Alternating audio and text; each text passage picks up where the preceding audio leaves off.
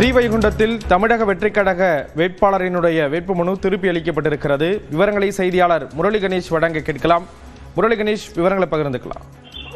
ஸ்ரீராம், தூத்துக்குடி மாவட்டம் ஸ்ரீவைகுண்டம் சட்டமன்ற தொகுதியில தமிழக வெற்றிக் கழகம் சார்பில் சரவணன்கிறவர் போட்டியிடுறாரு.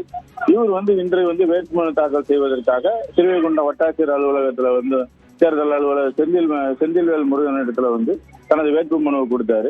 மனுவை வாங்கின அதிகாரி மனுவை முழுமையா பார்க்கும்போது மனுவில் இருக்கக்கூடிய முன்பக்கம் நிரப்பப்பட்டிருக்கிறது, கடைசி பக்கம் நிரப்பப்பட்டிருக்கிறது, இடையில இருக்கக்கூடிய பக்கங்கள் அனைத்தும் நிரப்பப்படாம இருக்கிறது.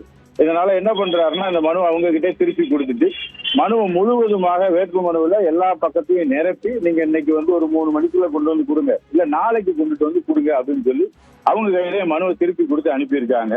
அதாவது தமிழக வெற்றி கழகத்தினுடைய அந்த பகுதியில இவர் சரவணன்கிறவர் கிட்டத்தட்ட கட்சி துவங்கிய நாள்ல இருந்து அந்த பகுதியில பணியாற்றி வரக்கூடிய ஒருத்தர். வேட்பாளரினுடைய மனு திருப்பி அளிக்கப்பட்டிருக்கக்கூடிய நிலையில் விவரங்களை வழங்கியதற்கு நன்றி முரளி கணேஷ்.